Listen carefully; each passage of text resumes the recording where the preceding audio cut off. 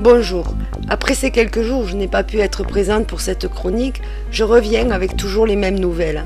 En effet, les hécatombes ne cessent pas et de nouvelles variétés sont touchées. En Inde, dans un sanctuaire qui inclut un zoo, ce sont des léopards, un chat sauvage et des cerfs qui décèdent sans raison apparente. Ce sont plus de 12 espèces différentes qui sont touchées. Certaines ont déjà eu des décès dans le passé car, pour mémoire, des oiseaux sont morts le 1er janvier 2011, date qui a marqué le véritable commencement de cette série. Il y a eu aussi des aigles en Chine et de nouveau le 24 février au Canada, à Vancouver, où ce sont des rapaces qui sont morts de faim. En effet, des rapports expliquent que ces derniers tombaient des arbres ou se noyaient trop faibles pour chasser ou trop faibles pour pêcher. Au cours de ces 2 mois, nous avons eu des poulpes qui se sont échouées au Portugal par kilo, des truites en France, des dauphins toujours sur les côtes françaises, des pélicans aux USA, 38 000 vaches au Vietnam, environ 1 million de méduses sur les côtes de Floride, des calamars en Tasmanie, des crevettes en Chine et du plancton à Bali. Bali est le dernier cas en date.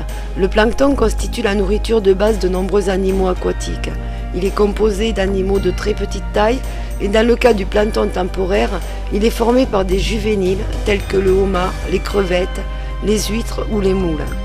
Cette information est à mettre en parallèle avec les jeunes animaux qui meurent sur la planète, comme les pingouins qui pleuraient leurs petits, morts par milliers, ou les jeunes barracudas qui meurent presque à la même période que des calamars en Tasmanie, ou encore ces dauphins qui arrivent sur les plages des États-Unis et qui sont issus d'avortements ou de naissances prématurées. Ou bien comme ce jeune cachalot qui s'échoue sur une plage anglaise, mort de faim et de déshydratation.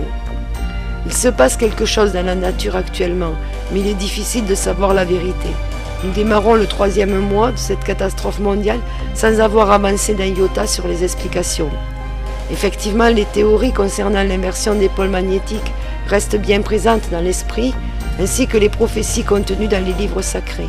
À cela viennent se rajouter des événements qui devraient, selon les kabbalistes qui se servent du calendrier maya, avoir lieu à compter du 8 mars et aller jusqu'au 28 octobre 2011. Mais que peut-il y avoir encore comme événement ? Doit-on s'attendre à comprendre ces images qui deviennent de plus en plus nombreuses, montrant un objet à côté du soleil comme on le voit clairement sur une vidéo chinoise ? Pour beaucoup, ce serait le signe que 2012 n'est pas qu'une théorie, pour d'autres c'est un fake ou une saleté sur l'objectif. Doit-on s'attendre à comprendre pourquoi la Terre bouge autant avec de nombreux séismes de par le monde, souvent à proximité d'un volcan ? Doit-on s'attendre à d'autres épisodes comme ce glissement de terrain à La Paz, qui a eu en équivalence magnitude la force d'un niveau 9, ou d'autres révolutions comme celle qui enflamme certains pays actuellement? L'avenir nous le dira, mais en attendant, je cherche encore pour vous informer. Même si les données présentes sur le web sont nombreuses, j'essaye de faire un tri pour vous donner uniquement les plus importantes. En attendant de vous retrouver ici dans les prochains jours, vous pouvez venir consulter le calendrier des mortalités excessives et inexpliquées d'animaux dans le monde sur mon blog.